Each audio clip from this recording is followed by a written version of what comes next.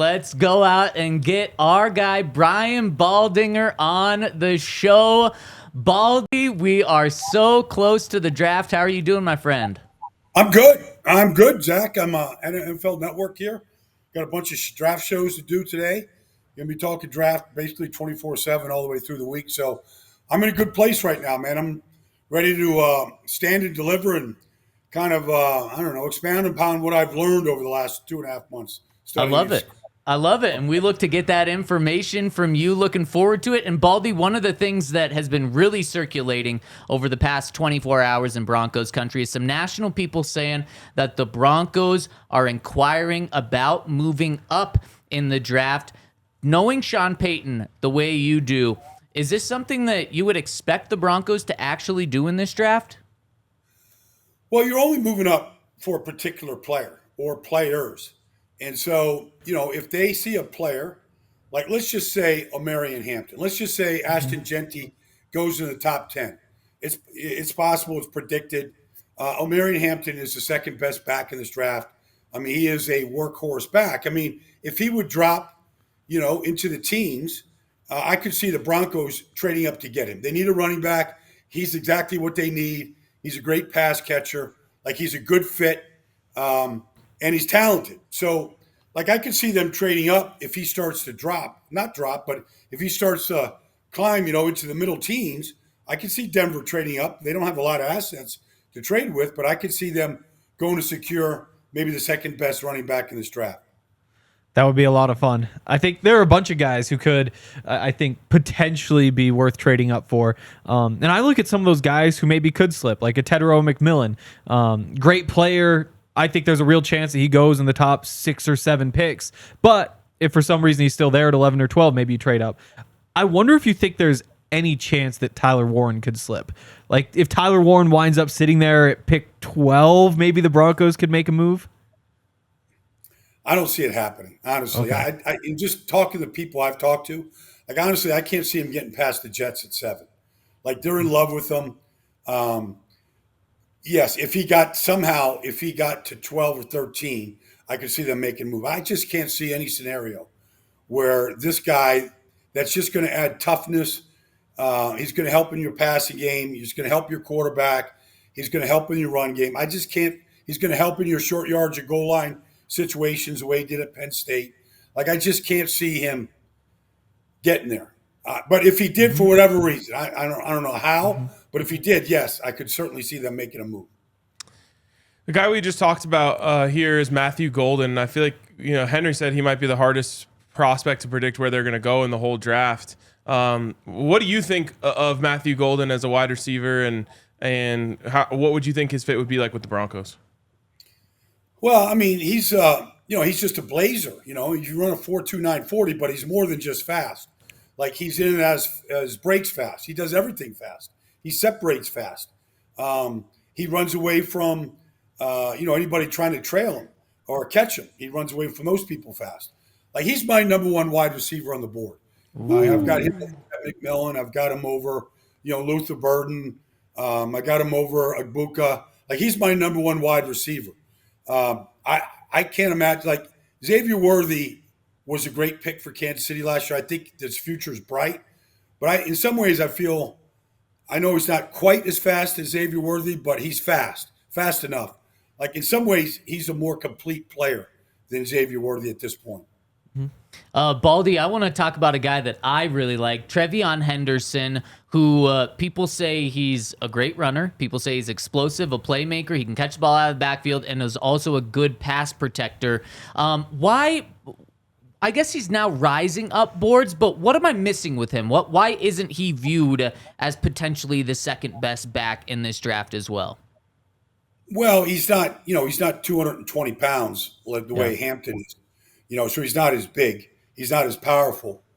But he's everything that you just said. In the right offense, he could be dynamic. Maybe it's just because of his running back, and people just don't want to put 3 running backs in the first round. Like we haven't seen that in a while. So he's getting knocked down because he's a running back. But he is a star. And in the right offense, he could be another star at the NFL level. He's got everything you need. He's got workhorse ability. He's got breakaway speed. All the things you just said are true. Whether it's a great receiver, blocker, like he's got all the things you need to be a number one running back in this business. I'm curious what you think of Mason Graham. He's a guy we talked about yesterday a little bit. Probably, I mean, almost definitely won't be a Broncos pick just because he's going to be off the board too soon. But where do you see him falling in the draft? Is there a chance that he slips outside of the top 5? Well, it's a very deep draft for defensive linemen, especially at defensive tackle. And it kind of starts with Mason. I like him. I like everything about him. I just don't think he's an elite player. Like, I don't think he's Jalen Carter. You know, I don't think he's that type of player where he can just command double teams every play. And if you don't, he's just going to be on top of your quarterback chasing him. He doesn't have that kind of speed. He doesn't have that type of pass rush at this point. Now, he's a fundamentally very sound player. He's been well coached. He's very clean. You don't have to worry about Mason Graham. But he doesn't have what looks to be like a great NFL body. You know, the way some of these guys look, he's not a chiseled frame, all that stuff. He doesn't have elite size, but he's a very clean player. So people are just putting him with Jacksonville because it's a position of need. But I can see him falling past Jacksonville for sure. I like a bigger defensive tackle than what Mason Graham is. And I think that coaching matters.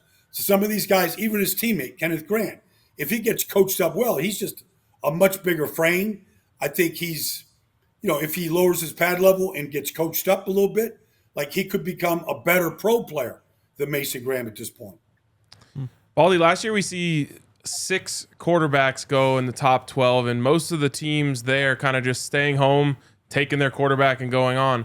With only probably 2 first-round quarterbacks going this year, what impact do you think that could have on the draft, and do you think that could maybe cause for more movement in the first round?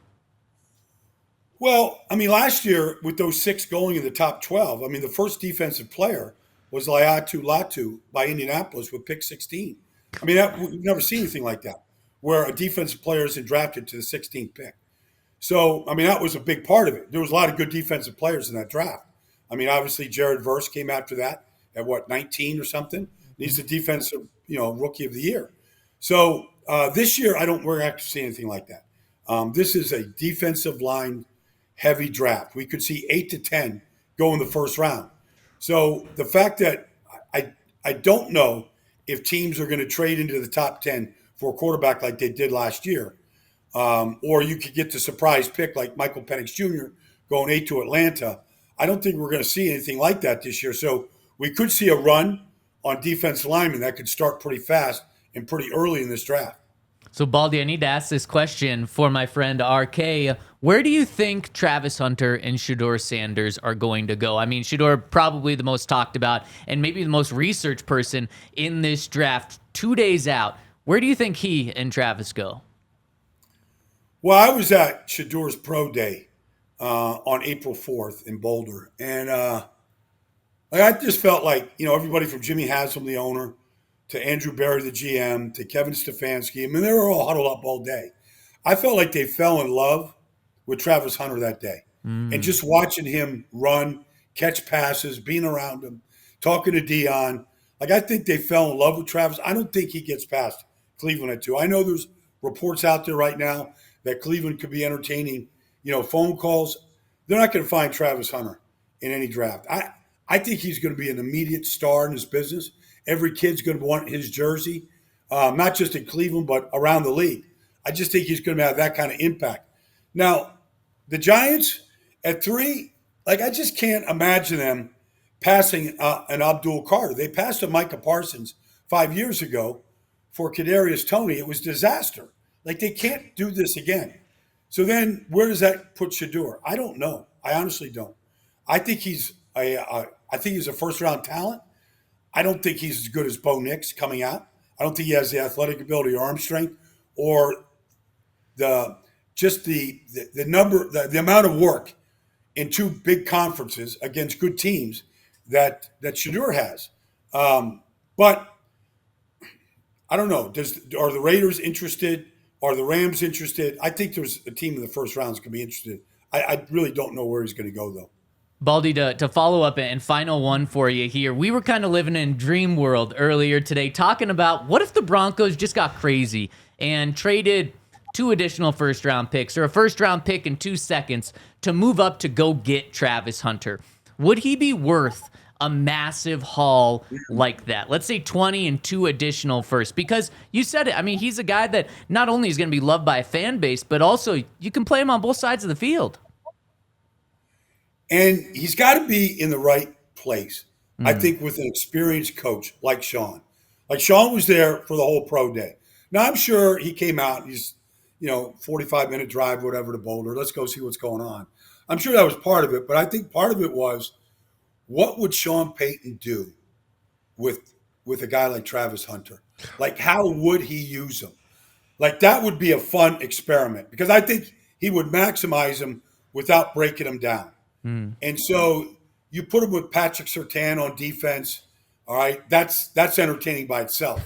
Like, they have 2 guys that can match up with your number 1 wide receiver and would probably fight to go match up, against, Lad McConkey, whoever it is, Xavier Worthy, like whatever team they're playing, there'd be a battle to see who's going to line up. And then on offense, oh my gosh, like that would just be so much fun.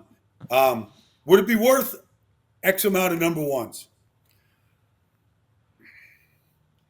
I would do it just because I want to see it happen. Let's go. I love it. I love it. Baldy, actually, I lied. Final one. What are the Broncos going to do in the first round on Thursday? Man, I've got Omerian Hampton circled. But Colston Loveland is right behind them. Like, this kid is a tight end that Sean Payton would covet. Size matters.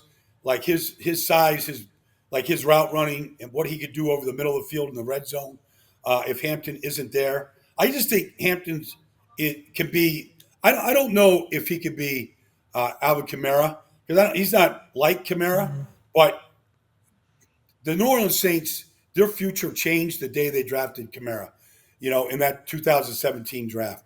Like, I feel like this is a guy they've been searching for a while now, but I think he could be the answer. All right, I love it, Baldy. That was awesome. Thank you for the information. Enjoy the draft this week, and looking forward to breaking down the Broncos draft class with you next week. Let's do it, Zach. You got it, man. Thank you.